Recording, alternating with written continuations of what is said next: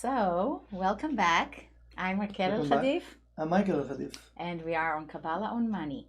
So, we promised to talk about certainty.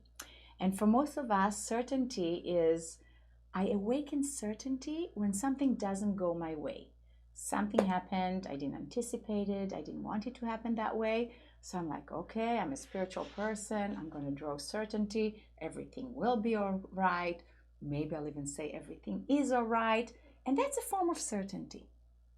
But that's not exactly what we're talking about.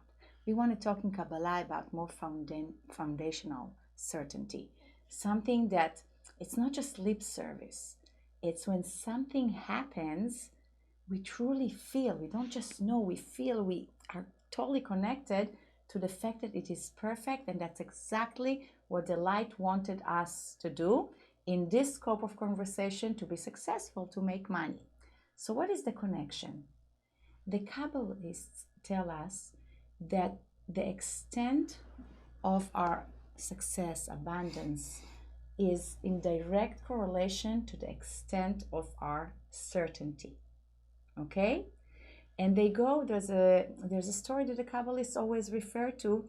If I have, and the example is a slice of bread, enough bread in my basket for today, I should not worry about tomorrow. And it almost, in this reality, in the business arena at least, it sounds very irresponsible. So if I have money for today, I'm just going to spend it all without a care in the world? No, nobody says waste. We just say, don't worry about tomorrow. You had what you needed yesterday. The fact is that you're here. You have what you have today, and that's plenty. And why don't we want to worry about tomorrow? Okay? And there are many explanations, and actually the one that I chose to share is what Michael Berg, our teacher, shared with us this week. And it's not the most, there are different and even deeper and more important layers to it, but I chose to focus on the one that's connected to money and finance. Every day in the universe, there are endless and limitless blessings waiting to get to us. And yes, we spoke about it. We have to undergo tests and draw them and allow them into our lives, correct? But if I tell the light, I'm so worried about tomorrow, please make what I have today enough for tomorrow. So in other words, I'm telling the light, don't worry about tomorrow's blessings. I really just need today's. And that continue like a chain reaction, the day after, the day after, the day after, the day after. From someone who's coming from the real estate arena, we work commission-based. So there's also another way that often all of us, and myself included, we have looked at it completely wrong. You have a big deal, you sold a big house, and you may not sell one, or so you think, every month, right? Or the same magnitude of deal. So you say to yourself, oh, so now with the amount of money that I received, I'm set for the next 3 months. Do you realize what you're doing? Again, indirectly, you just told the light that you don't need the blessing to come for the next 3 months because you're good. That's a limiting thought. It's very natural. We shouldn't judge ourselves for going that way, but it is a limiting thought. It's not what we want. So really what we wanted to talk about today, and I'm going to let Michael take over, is to have the certainty all the time that I am provided for, and I do need to show up. It doesn't mean I don't need to work. Yes, I definitely do need to work. And there's also a certain consciousness that I need to bring to the work, and we'll touch upon it in different segments.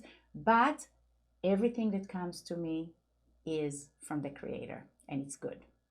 So, talk to us about certainty. You know, when you talked about the bread, you remember a story from the Zohar. There's a story in the Zohar that Rabbi Shimon shares that two guys were walking in the desert, and they have food with them. And suddenly they saw someone that, is walking over there, and they approach him. And he said that he didn't drink and eat for like a few days, and he have nothing. So one of them, without thinking, he just took his, a little bit bread and water. He just gave him whatever he have. And his friend told him, what are you doing? Why are you giving him your food? Because I'm not going to give you my food or from my food. So he told him, why you even tell me that? Because I didn't ask for your food and I'm not depending on your food, He was kind of certain that everything will be okay. So he gave the guy the food and asked him, where you coming, where you going? And they said goodbye and they left. So they continue walking, and after a few hours, it's hot and the guy started to get thirsty and hungry. So he decided, you know what, I will stay here under the tree and I will relax and get a nap. And it was two Kabbalists that actually watching all of this scenario. And one of them said, maybe we should give him from the food that we have. Said, no, I'm sure there is a secret here that this person, because of his certainty, it might the Creator want to create a miracle for him. Let's see. Let's watch it carefully and let's see. So his friend told him, you see, I told you. You see, you're hungry, you're thirsty, I'm not going to give you for mine. And he left. He left him there and he left. The guy was, he fall asleep and he sleep under this tree. And suddenly it was a snake coming down from the tree and want to, bite him? Sting him, right? So it was bite him. It was a worm.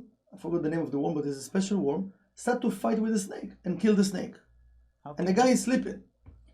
The guy from the nose that they created, till he killed the snake, he woke up and he see the snake dead next to him. He didn't see the worm, the snake dead to him. He freaked out. It was a big snake, not like a small.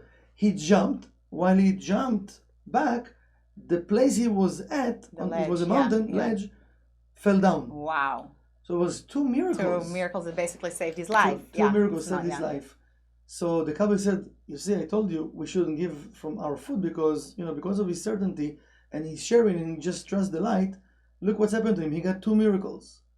So of course they went to him and they asked him questions and he told them the story. How come we receive two miracles? Right. But for us, many times, like what you said, we have lack of certainty. And actually, where it comes from, the Kabbalah is saying in Portion Vayera, it comes from the heart.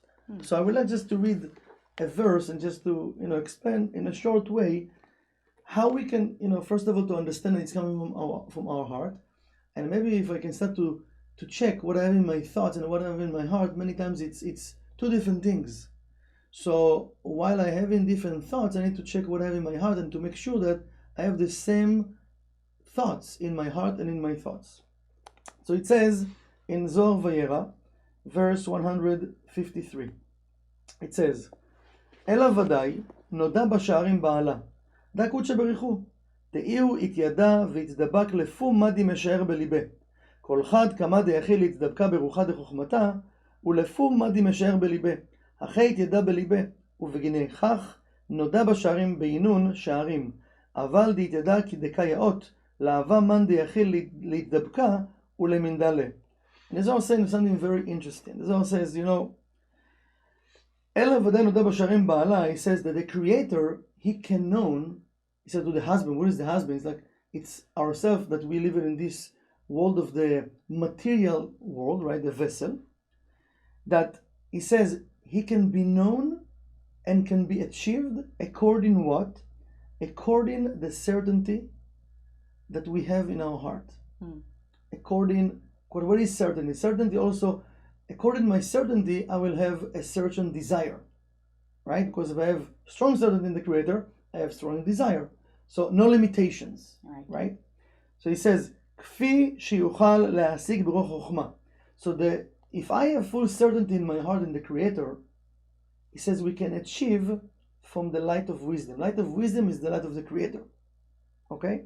When we feel safe, when we feel good, because again, to feel safe, it doesn't matter how much we have or we don't have. I need to feel safe because this is the power of the Creator within. So I have the certainty that everything will be okay. I don't know how. But if I will do what I'm supposed to do, of course not to sit and watch Netflix and say it will be okay, no. If I will push myself and do the effort I'm supposed to do, I need to make sure that I have that certainty that the light will provide. It's not about me to decide how, because many times we're trying to... Or when. or when, because sometimes we think, oh, if I would do that, or this friend, or this deal, or this person will. How do I know? I don't know who's supposed to help me. I don't know where the money is supposed to come from. I don't know where the success is supposed to come. I think I know, so I don't want to limit that. Also, right, that's also a limitation. That's to make the effort. Yeah. So this is something I think very powerful that we need to check. One of the things we need to start to be more sensitive to. It's what I have in my thoughts, if it's the same thing that I have in my heart. And usually it's not the same. Because in my heart I have stronger belief. I'm not supposed to follow what I have in my head. But sometimes things, it makes sense. Sense to who? Mm-hmm. To what I have in my heart? Right. Or just makes sense to the 1% world?